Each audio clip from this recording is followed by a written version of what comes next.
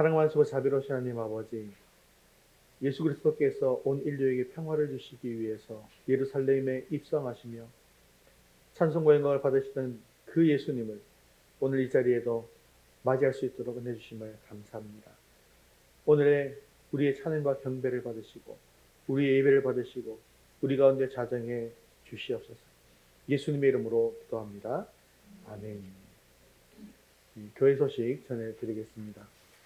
오늘은 예수님께서 어린 아기를 타시고 예루살렘으로 입성하심을 기념하는 종려주일입니다.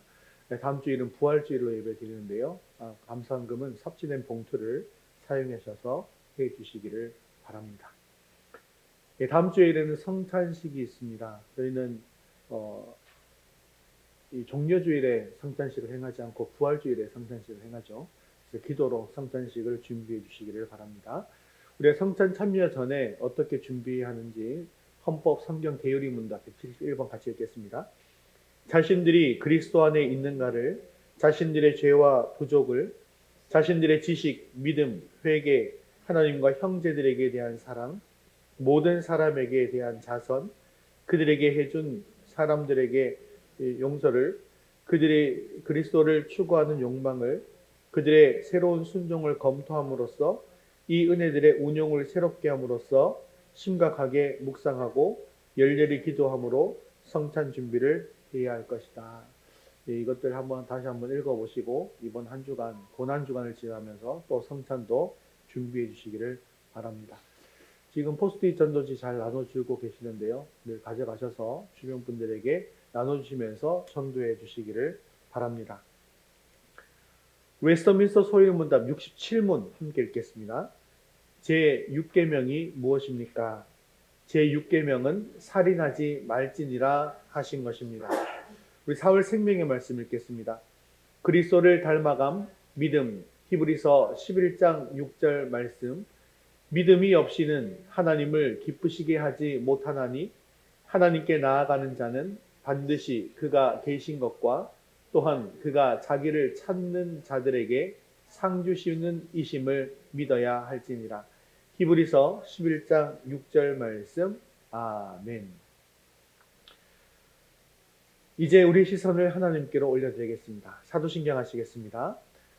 전능하사 천지를 만드신 하나님 아버지를 내가 믿사오며 그 외아들 우리 주 예수 그리스도를 믿사오니 이는 성령으로 잉태하사 동정녀 마리아에게 나시고 본디오 빌라도에게 고난을 받으사 십자가에 못 박혀 죽으시고 장사한 지 사흘 만에 죽은 자 가운데서 다시 살아나시며 하늘에 오르사 전능하신 하나님 우편에 앉아 계시다가 저리로서 산 자와 죽은 자를 심판하러 오시리라. 성령을 믿사오며 거룩한 공예와 성도가 서로 교통하는 것과 죄를 사하여 주시는 것과 몸이 다시 사는 것과 영원히 사는 것을 믿사옵나이다. 아멘. 오늘도 우리 찬양과 영광을 받으실 하나님께 찬송가 151장 만왕의왕 내주께서 찬송드리겠습니다.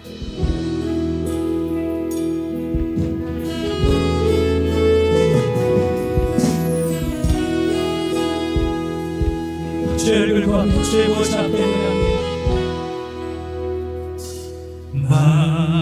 만왕의 왕 내 주께서 왜 고초당했나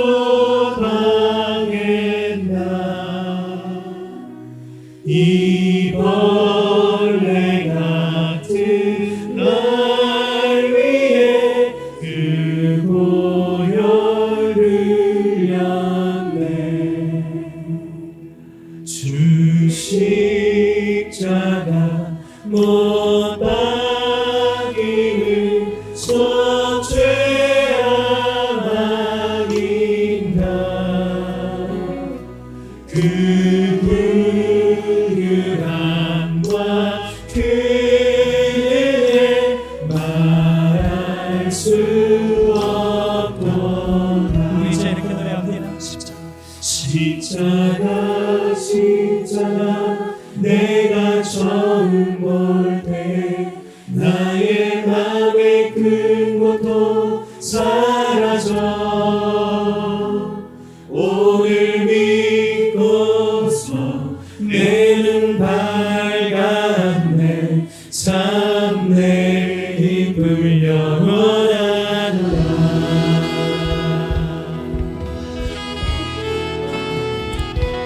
늘 울어도 그 큰 은혜 다 갚을 수 없네. 나 주님께 몸 바쳐서 주의 일 있으리. 십자가 내가 처음 볼 때에 나의 맘의 큰 고통 사라져.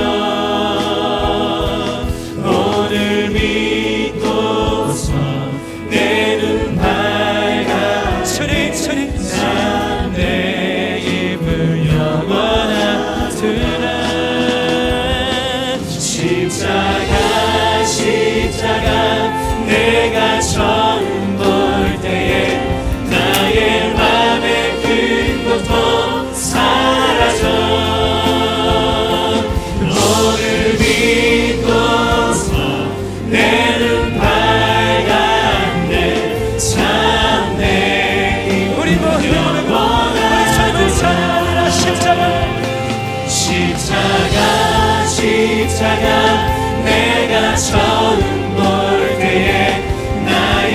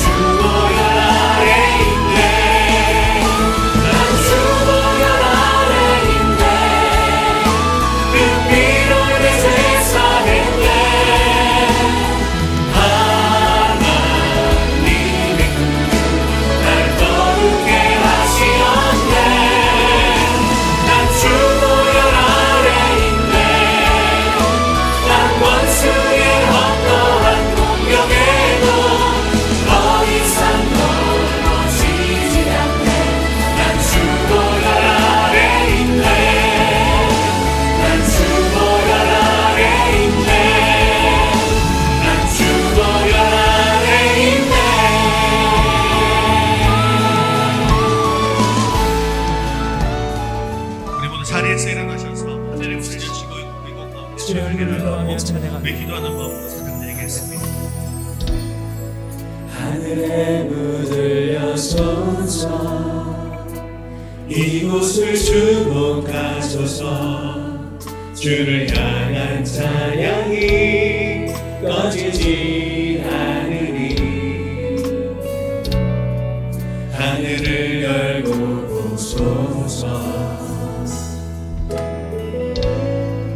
이곳에 임재하소서 주님을 기다립니다 기도의 향기가 하늘에 우리 같이 마음으로 찬양합니다. 주여 임재하여 주소서 이곳에 오셔서 이곳에 앉으소서 이곳에서 드리는 예배를 받으소서 주님의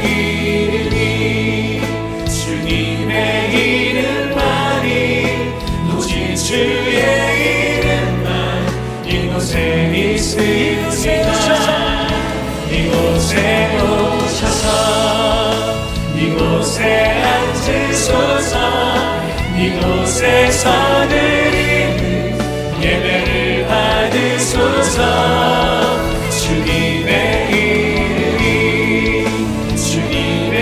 이름만이 오직 주의 이름만 높임을 받으소서 주님 오 주님 세우소서 주님 나의 잔을 높이 듭니다 하늘 양식 내게 채워주소서 넘치도록 우리 사모하는 심령으로 함께 주 성령을 찬양합니다. 오 주님 주님 채우소서 나의 잔을 높이 듭니다 하늘 양식 내게 채워주소서 넘치도록 채워주소서 우리 영혼을 만족케 하시고 여러분 자리에 앉아서 함께 예배를 위해서 기도하겠습니다. 오늘 우리 예배 가운데 충만하게 임하여 주셔서 우리 예배를 기뻐 받아 주시옵소서. 오늘도 말씀을 통하여 주님의 뜻을 이루갈 결단이 있게 달라고 함께 기도하시네 김필임 집사님 대표로 기도하시겠습니다. 하늘 양식 내게 채워주소서 넘치도록 우리 사모하는 심령으로 함께 주 성령을 찬양합니다. 오 주님 주님 채우소서 나의 잔을 높이 듭니다 하늘 양식 내게 채워주소서 넘치도록 채워주소서 하나님 아버지께 감사와 찬양을 올려드립니다. 우리에게 하늘에 속한 신령한 복을 주신 것과 이미 창조 전에 그리스도 안에서 우리를 택하시고 사랑해 주셔서 하나님의 풍성한 은혜를 따라 그리스도의 피로 제 용서받게 된 것을 감사드립니다. 순간마다 육신과 마음이 원하는 대로 행하며 하나님이 없는 자처럼 살았음을 고백합니다. 그런즉 누구든지 그리스도 안에 있으면 새로운 피조물이라 이전 것은 지나갔으니 보라 새 것이 되었도다. 포기하지 않고 실망하지 않고 날마다 새로운 피조물로 사라지게 하옵소서.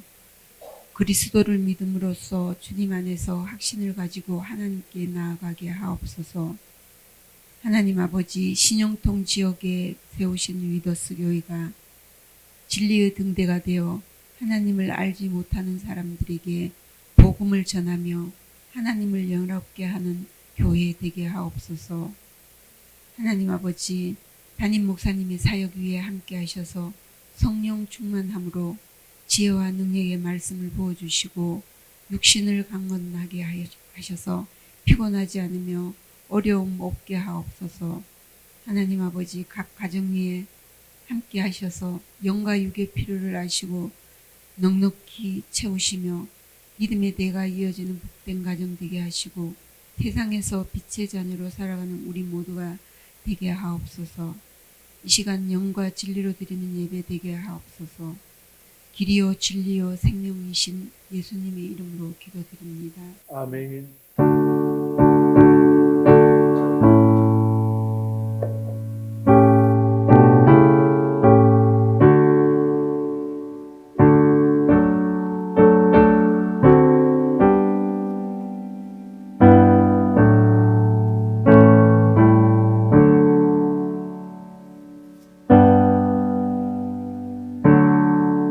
오늘 하나님 말씀은 갈라디아서 3장 13절 말씀입니다. 갈라디아서 3장 13절 말씀 신약성경 304면에 있습니다. 우리 한 목소리로 같이 읽겠습니다. 그리스도께서 우리를 위하여 저주를 받은 바 되사 율법의 저주에서 우리를 속량하셨으니 기록된 바 나무에 달린 자마다 저주 아래에 있는 자라 하였음이라. 아멘. 예, 오늘부터 한 주간 동안 우리가 무슨 주간으로 지키게 되나요? 고난주간으로 지키게 됩니다. 왜 이 주간을 고난주간이라고 하면서 우리는 기념하고 지키고 있는 것일까요?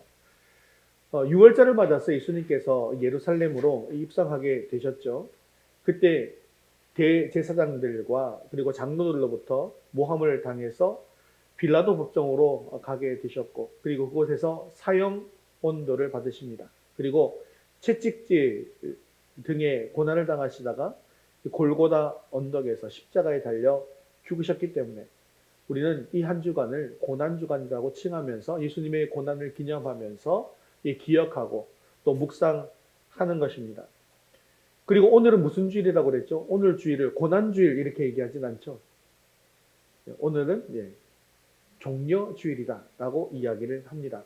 왜 그러냐면 예수님께서 예루살렘을 입성하실 때 나귀를 타고 입성을 하시게 됐는데요.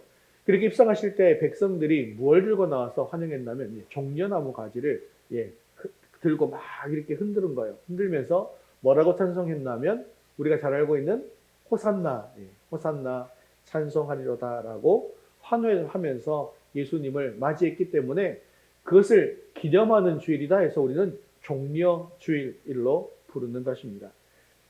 우리는 예수님께서 왜 예루살렘에 입성하신지를 잘 알고 있습니다. 왜 예수님께서 예루살렘으로 입성하셨습니까? 그것은 바로 우리의 죄를 대신해서 십자가에 달려 죽으시기 위함인 것이죠. 지금 우리는 이것을 너무나 잘 알고 있는데 그 당시 백성들의 생각은 전혀 달랐습니다. 그들은 예수님께서 이 로마의 억압으로부터 해방시켜 주실 메시아라고 생각했던 것이죠. 그래서 이제 왕으로 예루살렘에 입성하시는 것으로 생각했기 때문에 종려나무 가지를 흔들면서 일종의 대관식을 행했던 것입니다. 예수님께서는 죽으시러 예루살렘 성에 들어가셨는데 모든 백성들은 예수님을 메시아로 추대한 것을 통해서 또 왕으로 추대한 것을 통해서 우리는 무엇을 알 수 있는 것인가요? 하나님의 생각과 우리의 생각은 전혀 다르다는 것입니다. 하나님의 뜻과 우리의 뜻은 전혀 다르다라는 것입니다. 그렇습니다. 하나님의 생각과 우리의 생각은 아주 하늘과 땅만큼의 큰 차이가 나는 것이죠. 우리는 이 땅에서 편안하게 살고 싶어 합니다. 하지만 주님께서는 뭐라고 말씀하십니까? 자기 십자가를 지고 내가 걸었던 이 길을 따라와라 라고 말씀하십니다. 우리는 넓은 길을 가고 싶어요? 좁은 길을 가고 싶어요? 넓은 길을 가고 싶어요. 그런데 주님께서는요, 좁은 길로 가라고 말씀하십니다. 우리는 살고 싶습니다. 그런데 예수님께서는 죽으라고 말씀하십니다. 우리는 높은 자리에 앉고 싶어요. 그런데 주님께서는요, 낮은 자리에 앉으라고 말씀하시는 거예요. 이처럼 고난주간의 시작은 하나님의 생각과 인간의 생각이 전혀 다른 것에서부터 시작되더라는 것입니다. 그래서 내 뜻대로만 살다 보면 내 삶 속에서 하나님의 뜻대로 사라지지가 않는 것입니다. 하나님의 뜻을 제대로 이루어지지 못하고 있더라는 것입니다. 오늘 우리가 살펴볼 이 십자가는 우리 신앙의 기초이고 우리 신앙의 중심입니다. 오늘 종려주의를 맞이해서 또 고난주간을 시작하면서 다시 한번 이 십자가의 의미를 살펴보므로 우리의 놀라운 구원을 재확인하시고 또 구원의 새 힘을 얻는 저와 여러분 되시기를 주님의 이름으로 축원합니다. 우리 첫 번째 같이 읽겠습니다. 죄의 결과는 참혹한 저주입니다. 우리는 요즘 시대에 십자가를 너무 쉽게 찾아볼 수 있습니다. 길을 가다 보면 교회의 십자가가 도시에는 너무나 많이 있죠. 밤만 되면 십자가가 빨간 십자가들이 이렇게 보이는 것을 우리는 흔히 목도하게 되어집니다. 그리고 요즘 또 십자가를 가지고 또 뭐 또 만들어서 착용하고 다닙니까? 목걸이도 하고 귀걸이도 하고 또 보니까 이 드라마나 영화 같은 데 보면 십자가로 타투를 또 해가지고도 많이 다니더라고요 또. 그래서 이 사람이 예수님 믿는 사람인지 아닌지 모르겠어요. 그 십자가가 예수님의 십자가인지 아닌지도 모르겠어요. 아무튼 십자가를 장식물처럼 사용하는 지금 그런 시대입니다. 그런데요, 이 십자가는 사실 장식물로 쓰기에는 너무나도 참혹하고 비참한 사형 도구였다는 것이죠. 그 당시에 사용할 수 있는 방법 중에 가장 잔인한 사용 방법이었다는 거예요. 여러분, 그래서 요즘은 그런 십자가형으로 만일에 사람을 사형시킨다고 하면 인권 문제가 심각하게 대두될 것입니다. 우리나라도 사형 제도는, 사형이라는 벌은 있지만 실제로 사형을 집행하고 있지도 않지 않습니까? 그래서 요즘은 뭐 사형을 한다 하더라도 약물로 이렇게 한다든지 뭐 이렇게 해서 사람에게 고통을 최소한으로 주는 방법으로 그렇게 하는 것이죠. 그래서 현대의 사형 방식은 죽는 순간 고통을 최소화하는 것입니다. 그런데요, 십자가형은 정반대입니다. 십자가형은요, 십자가로 바로 다는 것으로 시작하잖아요. 십자가형의 시작은 채찍질부터 시작하는 것입니다. 그런데 이 채찍도 보통 채찍이 아니라는 걸 너무나 잘 알고 있지 않습니까? 일반 채찍으로 사람을 때려도요, 채찍의 채찍 끝의 그 속도는요, 어마어마한 속도가 납니다. 심지어 채찍질 탁 할 때 소리 빵빵빵 하고 나는 거 있잖아요. 그렇게 세게 나는 건 뭐 음속을 돌파한다면서요. 막 그렇게 빠르다면서요. 그런데 그런 채찍 끝에다가 동물의 뼈, 날카로운 뼈나 아니면 쇠붙이, 이 갈고리처럼 생긴 낚싯바늘처럼 생긴 그런 쇠붙이를 그 끝에다가 다는 거예요. 그러면요, 그걸 사정없이 후려치면 어떻게 됩니까? 그 동물의 뼈나 쇠붙이가 살에 박히는 거예요. 그리고 그걸 잡아 뜯습니다. 그러면요, 살점이 떨어져 나가고 피가 찰찰 흐르는 거예요. 그래서 패션 오브 크라이스트라는 영화를 보시면 탁 당기면 채찍질하던 그 간수가 얼굴에 피가 팍 튀는 것을 볼 수 있지 않습니까? 그렇게 고통스럽게 시작하는데 그것으로 끝이 아니죠. 이미 피가 살점이 떨어져 나고 피를 막 흘린 그 상태에서 자기가 매달려야 할 십자가, 그 십자가를 지고 그 언덕을 올라가야 합니다. 여러분, 십자가 지는 체험을 해보셨는지 모르겠지만 십자가가 우리가 그냥 강목 하나만 이렇게 접어서 이렇게 해서 언덕 올라가도 참 무거울 텐데요. 이만큼 두꺼운 거잖아요. 이만큼 두꺼운 십자가를 지고 한번 가보시면, 십자가 체험 한번 해보시면요, 혼자서는 도무지 갈 수가 없고요. 팀을 이뤄서 몇 명 이렇게 가면 좀 억지로 끌고 갈 수 있을 정도로 그렇게 무거운 십자가입니다. 결국 그 십자가를 끌고 다 못 가셨잖아요. 십자가를 구리는 시몬이 대신 지고 또 올라가지 않습니까? 그죠? 그래서 십자가를 가지고 그 언덕까지 올라가게 되면 그제서야 십자가를 세웁니다. 그리고 그 십자가에 매달게 되죠. 근데 끈으로만 매달면 다행인데 어떻게 매단다고요? 끈으로도 매달지만 못을 박습니다. 이만한 못인 거예요. 이만한 못. 이만한 못으로 여기 박는다고 생각하시잖아요. 여기. 근데 여기 박으면 어떻게 될까요? 쭉 찢어져 버리잖아요. 그래서 이 뼈 있는 데를 박는 겁니다. 떨어져 나가지 않아요. 발목에다가 박는 거예요. 그렇게 해서 못을 박으면요, 살이 찢기고 뼈가 부스러집니다. 그리고는요, 며칠 동안을 방치하는 거예요.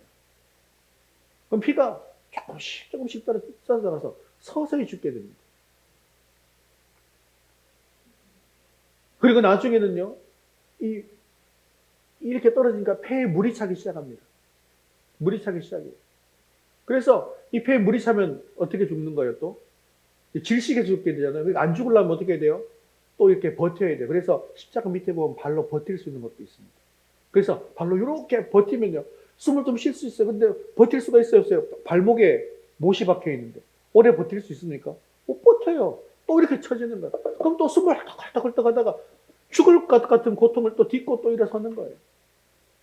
그런데 피가 철철 흐르고 상처가 있고 막 이렇게 하니까 하늘에 날아다니는 독수리가 어떡합니까? 배가 고프면 와서 막 쪼기도 하는 거예요. 낮에는요, 너무너무나 뜨겁습니다. 그런데 밤에는 어때요? 또 너무너무나 춥습니다. 그렇게 끔찍한 고통 속에서 서서히 죽어가는 것. 그것이 바로 십자가형입니다. 그 고통과 참혹함과 잔인함은 이로 말로 지금 저는 표현하고 있지만 말로 표현을 다 할 수 없을 지경입니다. 그런데 이렇게 참혹한 십자가형은 그 당시 로마에서 가장 큰 죄를 저지른 범죄자에게만 행하던 그런 사형 방법이었습니다. 그런데 왜 아무런 죄가 없으신 예수님께서 이렇게 십자가형을 당하여야만 하신 것일까요? 오늘 본문 말씀 갈라디아서 3장 13절은 이렇게 말씀하고 있습니다. 3장 13절 말씀, 3장 18절 말씀 같이 읽겠습니다. 그리스도께서 우리를 위하여 저주를 받은 바 되사 율법의 저주에서 우리를 속량하셨으니 기록된 바 나무에 달린 자마다 저주 아래 있는 자라 하였음이라. 아멘.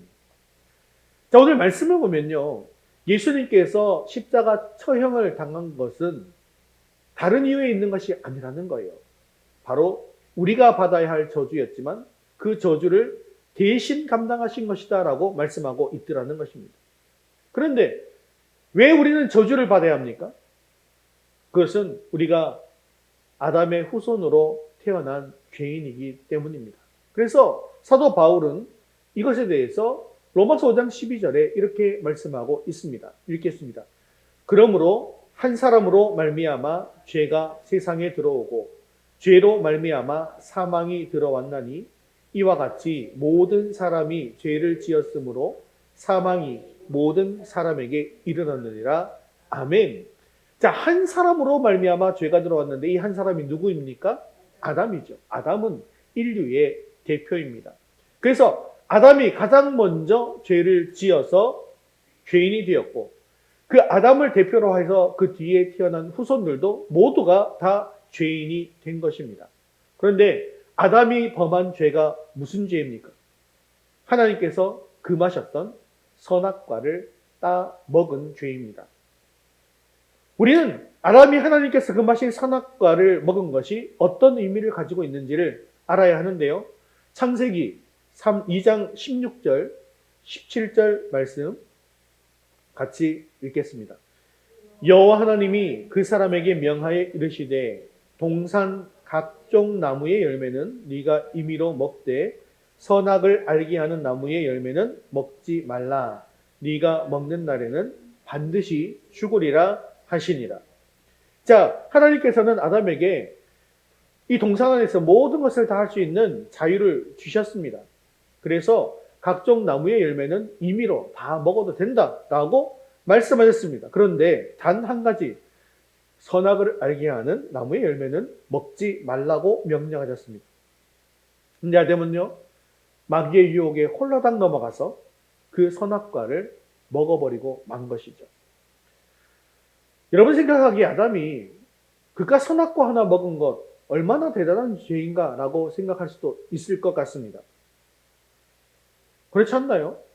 그걸 그래봐야 나무 열매 하나 먹은 것밖에 없지 않습니까? 하지만 하나님께서 먹지 말라고 하셨는데 누구의 꼬임에 넘어가서 먹은 거예요? 마귀의 꼬임에 넘어가서 먹었다라는 겁니다. 그것은요, 하나님 말씀에는 순종하지 않고 누구의 뜻을 따랐다는 겁니까? 마귀의 뜻을 따랐다는 것을 뜻하는 것입니다. 하나님의 말씀보다 내 뜻대로 살기로 작정한 것, 이것이 바로 선악과를 따먹은 것에 대한 의미가 되는 것입니다. 그래서요, 아담이 선악과를 따먹은 것은 단지 과일 하나를 먹은 것이 아닙니다. 하나님의 뜻을 저버린 가장 큰 죄악이었던 것이죠. 인간이 이토록 큰 죄를 범했기 때문에 하나님께서는 인간들에게 벌을 주셨습니다. 세상을 살면서 죄와 고통과 두려움 속에서 살면서 결국 죽음을 경험하게 한 것입니다. 그뿐만 아니라 죽음 이후에, 죄를 가지고 온 죽음 이후에는 어디로 가게 되는 것입니까? 심판을 받습니다. 그래서 지옥불에 던져지는 것이죠. 그리고 영원히 고통을 당해야 하는 것입니다. 어떤 사람들은 너무나 극심한 고통을 당할 때, 와, 나 참 지옥에 있는 것 같아. 조금만 좋으면 어디에 있는 것 같아? 천국에 있는 것 같아. 그러면서 천국과 지옥을 왔다 갔다 한 것 같아. 라고 이야기하는 사람들이 있습니다. 이건 교회 다니는 사람이나 안 다니는 사람이든 이런 표현을 사용하죠. 그런데요, 이 세상에서 당하는 고통은 어떻습니까? 이 세상을 떠날 때에는 이 고통이 다 사라져버리고 마는 것입니다. 그런데 지옥에서 당하는 고통은 어떨까요? 지옥에서 당하는 고통을 떠날 수 있을까요? 떠날 수가 없습니다. 한번 죄로 인해서 지옥에 떨어지면 영원히 고통을 당해야만 하는 곳이 바로 지옥이라는 것이죠. 그래서 요한계시록 9장 6절에 보면 지옥불에 떨어진 사람이 어떻게 되는지 이렇게 이야기하는 거예요. 같이 읽겠습니다. 그날에는 사람들이 죽기를 구하여도 죽지 못하고 죽고 싶으나 죽음이 그들을 피하리로다. 이것이 바로 죄의 결과이고 인간이 받게 된 참혹한 저주라는 것입니다. 이 저주의 문제를 해결하지 못하면 죽고 싶어도 죽지 못한 채 영원히 꺼지지 않는 그 불 속에서 견딜 수 없는 참혹한 고통 속에서 영벌을 받는, 영벌이 뭐예요? 영원한 벌 아닙니까? 그것이 바로 죄인인 인간의 운명이었다는 것입니다. 이 죄는요, 지옥에서만 고통을 주는 것이 아닙니다. 죄는요, 지금도 우리에게 아픔을 주고 상처를 주고 고통, 미움, 저주, 갈등, 시기, 질투, 두려움 이런 것들을 우리에게 현재 주고 있더라는 겁니다. 사랑하는 성도 여러분, 하나님께서는 죄를 너무나도 싫어하십니다. 죄를 멀리하고 하나님을 가까이 하시기를 바랍니다. 그럴 때 우리는 천국의 영원한 상급을 얻게 될 것입니다. 그리고 이 땅 가운데에서도 빛의 사명을 잘 감당하게 될 것입니다. 고난주간을 맞아서 이 죄의 참혹한 저주를 대신 받은 예수님을 깊이 묵상하시면서 늘 죄를 멀리하고 하나님을 가까이 하는 삶을 살 수 있기를 바랍니다. 그래서 이 땅 가운데 빛의 사명을 온전히 감당하는 저와 여러분 되시기를 주님의 이름으로 축원합니다. 우리 두 번째 같이 읽겠습니다. 참혹한 저주를 속량하는 십자가. 하나님은 사랑의 하나님이시기도 하지만 공의의 하나님, 정의의 하나님이시기도 합니다. 그렇기 때문에 공의의 하나님으로서는 죄를 범한 인간이 저주를 받는 것이 너무나도 당연한 일입니다. 하지만 하나님은 또한 어떤 하나님이라고요? 사랑의 하나님이시죠. 그래서 하나님은 자녀들이 지옥불에서 영원히 고통받는 것을 결코 기뻐하시지 않으셨다라는 거예요. 그러면 죄로 인해서 죄에 대해서는 의로서 심판하셔야 하고 또 하나님의 사랑으로서 자녀들을 용서하기도 하셔야 하는 딜레마에 빠지게 되는 것입니다. 죄 때문에는 벌을 줘야 하지만 사랑하면 용서해야 되기 때문이죠. 그런데 이 두 가지를 반드시 하셔야 된다는 거예요. 해도 되고 안 해도 되는 게 아니에요. 죄는 반드시 벌하셔야 되고 사랑하면 또 반드시 용서해야 되는 거예요. 딜레마 아닙니까?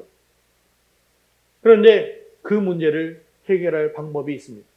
그것은 죄가 없는 누군가가 우리 인간의 죄를 대신해서 그 저주를 받고 벌을 받아서 죽으면 된다는 것입니다. 그래서 하나님의 독생자이신 예수님께서 우리 죄를 대신해서 친히 십자가에 못 박혀 죽으신 것입니다.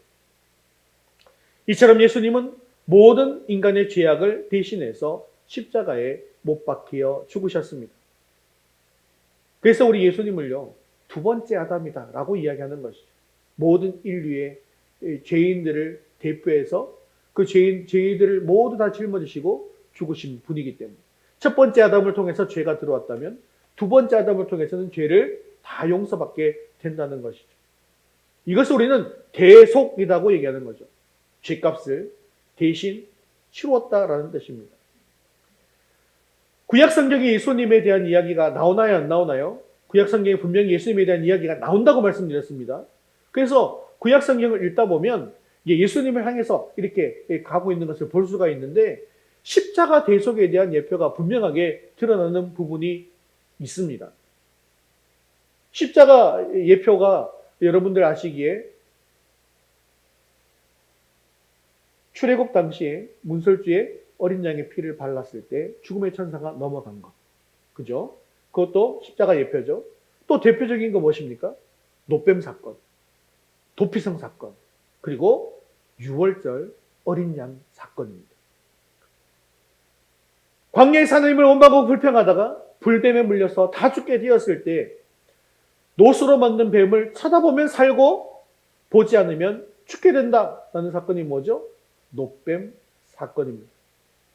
즉 죄로 인해서 죽게 된 사람들이 예수님을 쳐다보면, 예수님을 믿으면 살고 예수님을 쳐다보지 않으면, 예수님을 믿지 않으면 죽게 된다라고 하는 것을 예표하는 것입니다.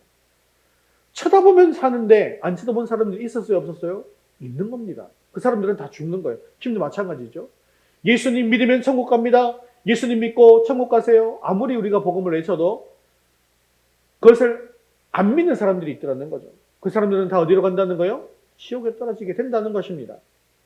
또 사람을 죽인 사람은 자신도 그대로 맞아서 죽는 벌을 받게 되어지죠. 그런데요, 실수로 사람을 죽인 사람들은 어디로 피할 수 있다고요? 도피성. 6개 정도 있는 도피성으로 피할 수가 있는 겁니다. 이 도피성의 특징을 여러분들에게 다 설교를 말씀드렸죠.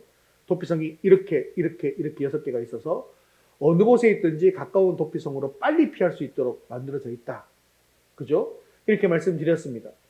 그래서 죄로 죽었던 우리들이지만 도피성이신 예수님으로 피하게 되면 우리는 살 수 있게 되어진다. 그리고 도피성에 또 중요한 원리가 하나 있었죠. 대제사장이 죽으면 어떻게 된다고요? 그 사람은 영원히 이제 완전히 풀려나서 고향으로 돌아갈 수 있게 되어집니다. 즉 예수님이 대제사장이신 예수님께서 죽으심으로 말미암아 우리의 본향이 어디로 가게 된다? 천국으로 가게 된다. 라는 것을 도피성을 통해서도 이야기하고 있는 것입니다. 그리고 십자가 예표의 가장 대표적이고 가장 직접적으로 보여주는 사건은 유월절 어린 양 사건입니다. 내 죄로 인해서 내가 죽어야 마땅한 것이에요. 그런데 나의 죄를 유월절 어린 양에게 전가시키는 것입니다. 죄를 전가시키고 그 양을 대신 죽이는 것이죠. 그러므로 말미암아 우리의 내 죄를 용서받게 된다는 것입니다. 우리가 유월절 어린 양 사건을 통해서 무엇을 할 수 있습니까? 죄를 용서받기 위해서는 반드시 뭐가 필요하다는 거예요? 짐승을 죽여서 피를 흘려야 한다는 것입니다. 이런 피의 제사가 성경에서 가장 먼저 등장한 것이 있는데 창세기 3장 15절 말씀입니다. 아담과 하와가 선악과를 먹고 죄를 지은 직후 하나님께서 주신 약속의 말씀인데 같이 읽겠습니다. 내가 너로 여자와 원수가 되게 하고 내 후손도 여자의 후손과 원수가 되게 하리니 여자의 후손은 내 머리를 상하게 할 것이요 너는 그의 발꿈치를 상하게 할 것이니라 하시고. 자, 요거 조금만 오래 펴놓으세요. 여기서 뱀은 무엇을 얘기하는 것일까요? 사탄입니다. 그리고 여자의 후손은 누구일까요? 예수 그리스도입니다. 그러니까 예수님, 마귀의 사탄의 후손도 뱀의 후손도 또 여자의 후손과 원수가 되게 하겠다라는 거예요. 서로 죽이는 관계에 있다는 거죠. 그러면 너는 그의 발꿈치를 상하게 할 것이다 라는 말은 뭘까요? 사탄이, 뱀이 발꿈치를 물면 어떻게 돼요? 사람이 고통받다가 죽어요. 죽는 거예요. 그죠? 결국 예수님께서 십자가에 달려 죽으신다라는 그런 의미고요. 여자의 후손은 누굴까요? 예수님이죠. 내 머리를 상하게 할 것이요. 자, 뱀이 있는데 뱀 머리를 밟아서 부셔버렸어요. 어떻게 되는 겁니까? 뱀이 죽는 겁니다. 서로 죽인다는 거예요. 서로 죽인다는 거예요. 그런데요, 결국 예수님께서 죽습니까? 사탄이 죽습니까? 결국은 사탄이 죽는 겁니다. 즉, 예수님을 통해서 사탄은 멸망하게 되고 예수님의 죽음으로 인간을 죄와 사망에서 구원하시게 된다라고 하는 것이 바로 창세기 3장 15절 말씀입니다. 그리고 이 죄로 인해서 영원한 죽음에 이르게 된 사람들이 예수님의 이 죽음으로 말미암아 이 죽음에서 구원받게 되어진다라고 하는 것을 뭐라고 합니까? 복음이라고 하죠. 그렇죠? 그것을 창세기 3장 15절에서 가장 먼저 썼기 때문에 가장 먼저 쓰여진 아주 옛날에 쓰여진 복음이다 해서 이 복음을 무슨 복음이라 한다고요? 원시 복음이다라고 부르는 것이죠. 자, 이 원시 복음을 주신 이후에 하나님께서 다음으로 하신 일이 있습니다. 그것은 바로 아담과 하와에게 가죽옷을 만들어서 입혀 주신 것입니다. 창세기 3장 21절에 이렇게 말씀하고 있죠. 여호와 하나님이 아담과 그의 아내를 위하여 가죽옷을 지어 입히시니라. 자, 이 장면에서 계속의 원리인 피해 제사가 처음으로 등장하고 있는 것입니다. 아담과 하와는 죄를 지었어요. 그래서 타락하니까 죄로 인해서 부끄러움을 느꼈습니다. 그래서 무화과 나뭇잎으로 치마를 만들어 입게 되었는데요. 그런데 이것으로 자신들의 치부나 죄를 완전히 가릴 수가 있었습니까? 아니에요. 이게 나뭇잎이다 보니까 시간이 지나면 바짝 마르게 되고 마르니까요, 살 조금만 움직여도 다 바스러져 버리는 것입니다. 즉, 내가 가지고 있는 의로는 우리의 죄를 결코 대속할 수가 없다는 겁니다. 그런데요, 하나님께서 지어주신 이 가죽옷은 죄의 부끄러움을 가리기에 어려움이 없었습니다. 너무나 충분하게 가리게 되더라는 것이죠. 그런데요, 중요한 사실이 있습니다. 가죽옷이 이렇게 우리를 튼튼하게 막아주긴 하지만 이 가죽옷을 만들기 위해서 필요한 것이 있죠. 그게 뭡니까? 죄 없는 어린 양이, 그런 짐승이 대신 무참하게 먼저 죽어야 한다는 사실입니다. 대신 피를 흘려서 죽는 거예요. 내 죄를 가리기 위해서 짐승이 대신 피를 흘려서 먼저 죽어야 된다는 거예요. 그래야 가죽옷으로 우리를 가릴 수가 있게 되어지는 것이죠. 이것을 대속이라고 이야기하고 이것이 바로 피의 제사가 되는 것입니다. 이것에 대해서 히브리서 9장 22절은 이렇게 말씀하고 있습니다. 피 흘림이 없은즉 사함이 없느니라. 하나님은 사랑의 하나님이시면 동시에 공의의 하나님이십니다. 따라서 죄에 대해서 그냥 어물쩍 넘어가시지 않고 반드시 죄값을 물으신다는 거예요. 다만 사랑으로 하나님 자신이 대속물을 준비해 두신 것입니다. 여기서부터 시작된 피해 제사가 6월절 어린 양 이스라엘의 제사 제도로 이어져 간 것입니다.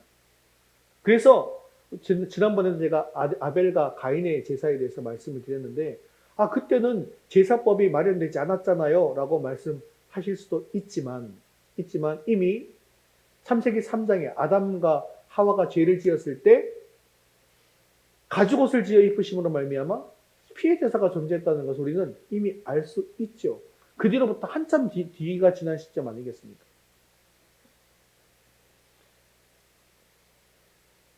이렇게 시작된 피해 제사가 마침내 예수님께서 우리의 죄를 대신해 죽으심으로 말미암아 복음이 완전히 성취된 것입니다. 그런데 예수님께서 우리 죄를 대신해서 죽으시기만 하면 되는 거 아니겠습니까? 그렇다고 한다면 그 당시에 죄인들을 사형시키는 방법이 여러 가지가 있었음에도 불구하고 왜 하필이면 예수님을 그 잔혹한 십자가에 처형시키고 만 것일까요? 오늘 본문에 보니까 예수님은 나무에 달렸다라고 기록하고 있죠. 13절 하반절 말씀 같이 한번 보겠습니다. 나무에 달린 자마다 저주 아래 있는 자라 하였습니다. 자, 여기서 나무에 달렸다.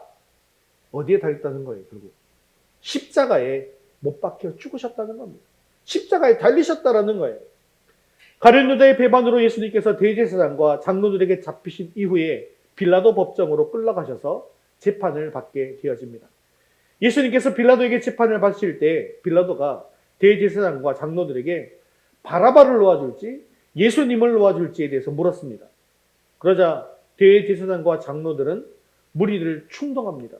그래서 누구를 살리라고 합니까? 바라바를 살리고 예수를 못 박으라. 이렇게 이야기합니다.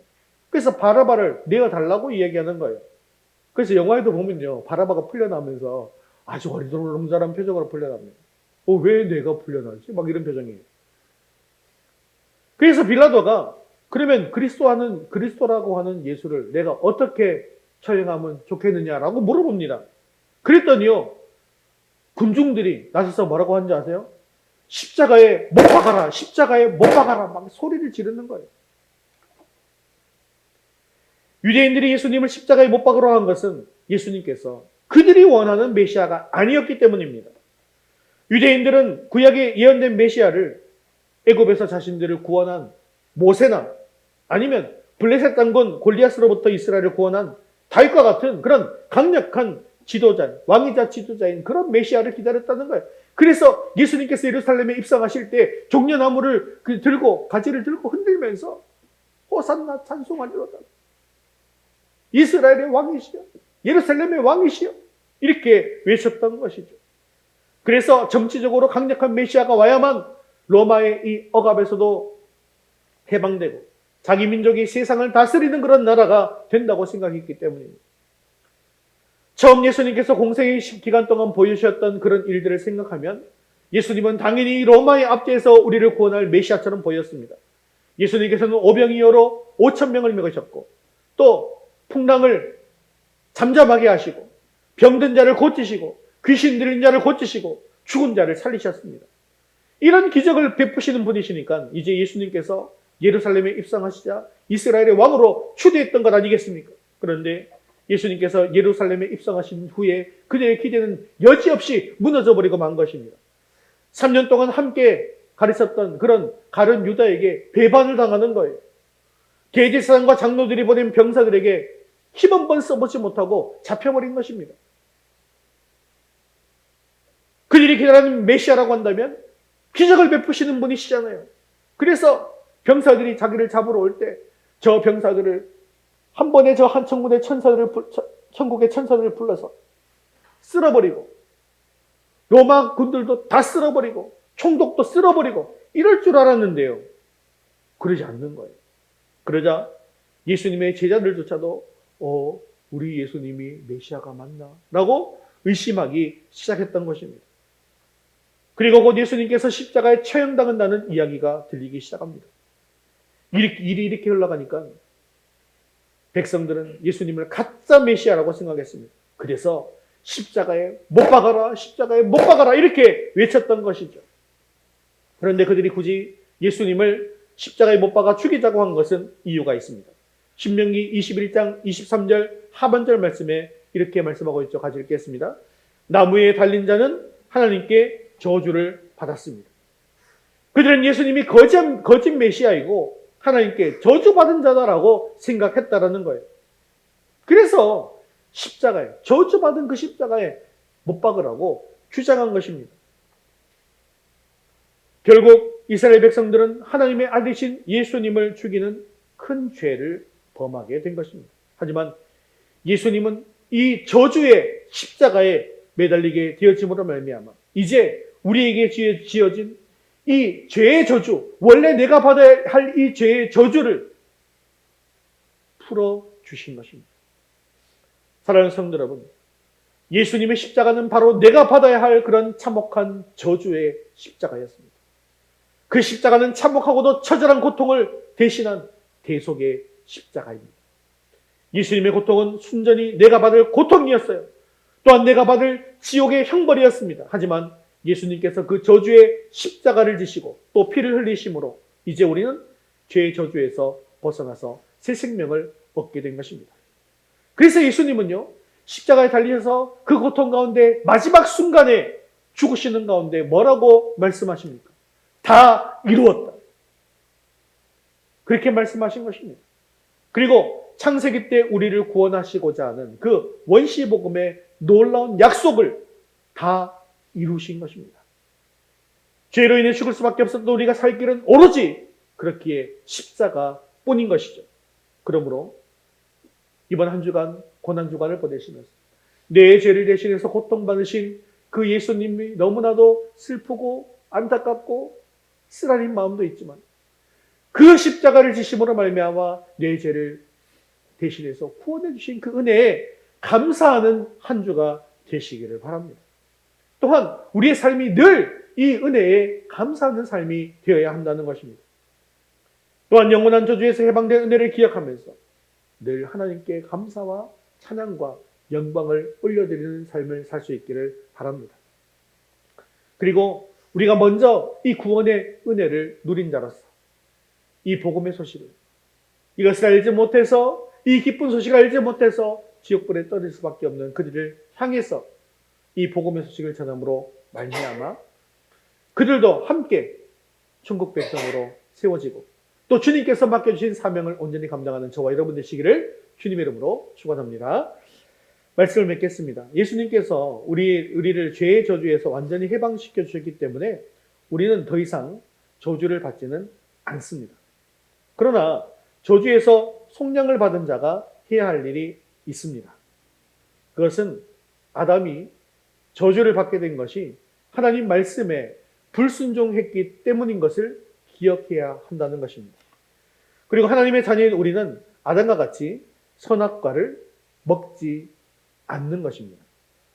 이 선악과는 하나님 말씀에 불순종하는 것이죠. 그리고 이 선악과를 먹도록 마귀는 우리를 끊임없이 유혹하고 있는 것입니다. 사랑하는 성도 여러분, 지금 내 앞에 놓인 선악과가 무엇입니까?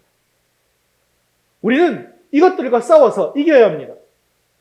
우리가 이것과의 싸움에서 지면 아담처럼 하나님께서 금하신 선악과를 또다시 먹는 것입니다. 우리 주님께서 이미 나의 죄를 대신 받으셔서 또 저주를 받으셔서 십자가 고난을 당하셨습니다.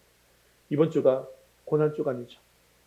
예수님은 나의 죄에 대한 대가를, 그 저주의 십자가를 대신 지심으로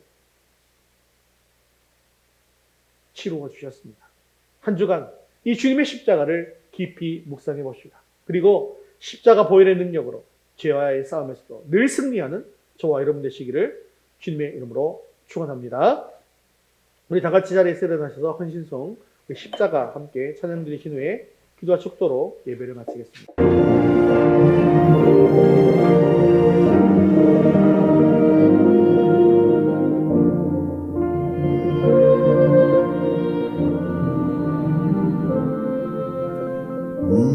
무엇이 편치 않아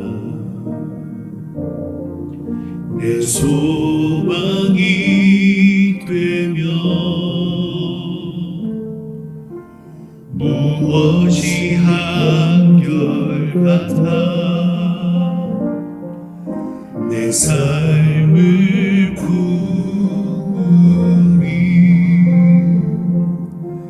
그 누가 날 만족해 내 영이 지워 그 누굴 기다려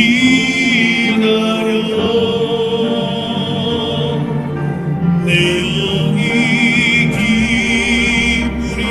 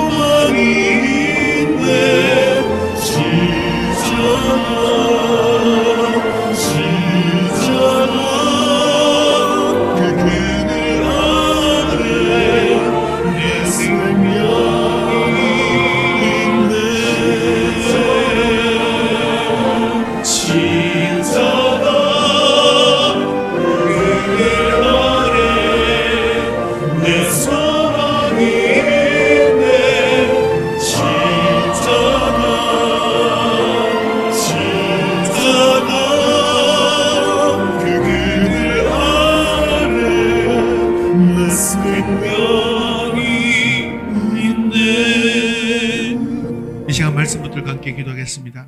예수님께서 나의 추악한 죄를 대신해 십자가에 못 박히신 그 고난과 저주의 십자가를 묵상하며 우리의 모든 죄를 회개케 하옵소서. 주님의 십자가를 통해서 정결함을 얻어서 하나님의 자녀로서 어두운 세상에 빛을 비추는 성도가 되게 하옵소서. 주님께서 먼저 걸어가신 좁은 길, 고난의 길, 십자가의 길을 함께 걸어가는 제자의 삶을 살게 하시고 예수님처럼 하나님의 뜻에 전적으로 순종하여 헌신하며 생명의 열매를 맺는 복음의 삶을 살아갈 수 있는 저희 모두가 되게 해달라고 우리 말씀 붙들과 함께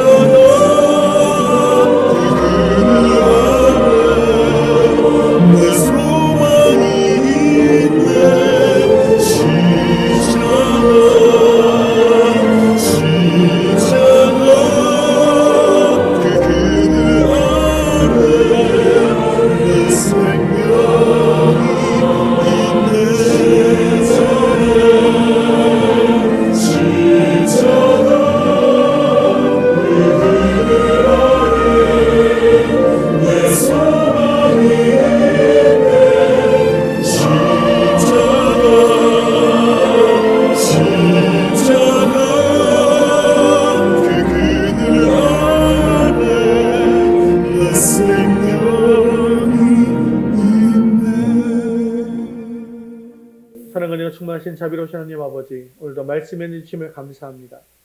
어둠 가운데 있었던 우리 모두에게 영원한 빛으로 오셔서 어둠 속에 신음하던 우리를 살리신 은혜를 감사드립니다. 고난 주간을 맞아서 주님의 고난과 이 저주의 십자가를 깊이 묵상하면서 하나님 앞에 불순종했던 내 모습을 돌아보게 하여 주옵소서. 그래서 철저하게 나의 죄를 회개하게 하옵소서. 이번 한 주간이 철저하게 영적으로 무장하는 계기가 되게 하시고 더욱더 말씀에 순종하는 주의 백성들이 되게 하여 주시옵소서. 사랑 많으신 하나님 아버지, 우리 모든 성도들이 이 어두운 세상에서 생명의 빛이신 주님의 빛을 받아 빛의 사명을 감당하기를 원합니다. 우리 모든 성도들이 이 어두운 세상의 등대와 같이 우뚝 세워지게 하시고 또한 복음의 능력을 힘입는 자들이 다 될 수 있도록 인도하여 주시옵소서. 사랑하는 우리 모든 성도들 또 가족들이 건강의 은혜를 받아 누리게 하여 주시옵시고 영혼이 전쟁같이 범사가 잘 되고 강건한 축복이 가정가정들마다 임하게 하여 주시옵소서. 또한 믿음을 잃어버리고 아직도 방황하고 있는 우리 자녀들을 불쌍히 여겨 주시어서 주님 품 안에 안아두시고 주님의 전에 다시 나오는 귀한 은혜가 있게 하여 주시옵소서. 우리의 생명 되시고 소망 되시는 예수 그리스도의 이름으로 기도드리옵나이다. 아멘. 이제는 우리 주 예수 그리스도의 은혜와 하나님 아버지의 크신 사랑하심과 성령님의 위로 교통하심이 주님이 신 고난과 저주의 십자가를 깊이 묵상하여 죄에서 떠나며 말씀에 순종하여 빛된 복음의 삶을 살기 원하는 사랑하는 성도들 위해 이제부터 영원까지 함께 있을지어다. 아멘.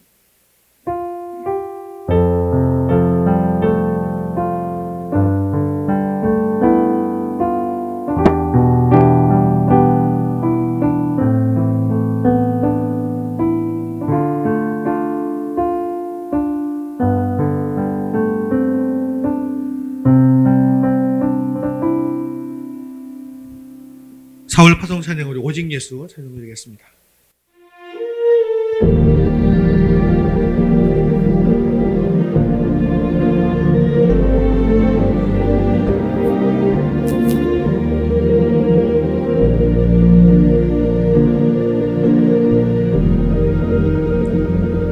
예수 안에 능력 있네. 나 힘이 없어 쓰러질 때도 넘치는 은혜와 사랑 그 능력으로 승리 얻으리. 나는 인생의 성공을 너무 소중히 여겼네. 세상 영광보다 귀한 주님의 그 은혜, 오직 예수 나의 믿음, 십자가 능력 속에 빛나는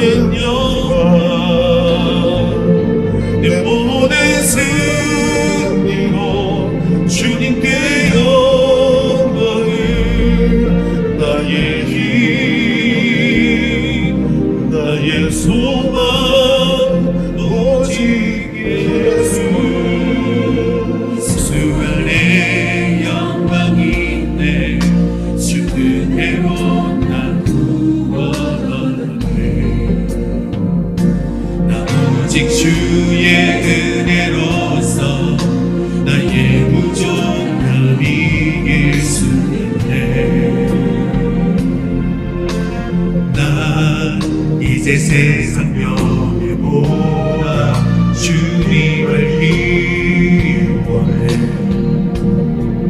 주의 축복 감사하며 주의 영광 높이리 오직 예수 나의 믿음 십자가의 그 속에 빛나는 영광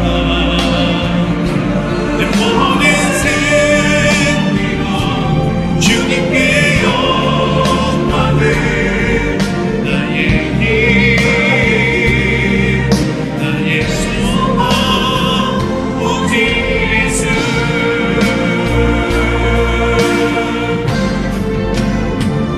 오직 예수 나의 믿음 십자가 능력 속에 빛나는 영광 내 모든 승리로 주님께 영광을 나의 힘 나의 소망 오직 예수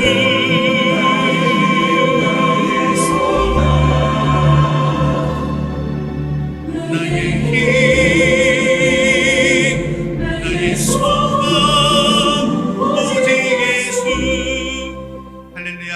우리 하나님께 영광의 박수 드리겠습니다. 우리 믿음으로 승리하는 한 주 되시길 바랍니다.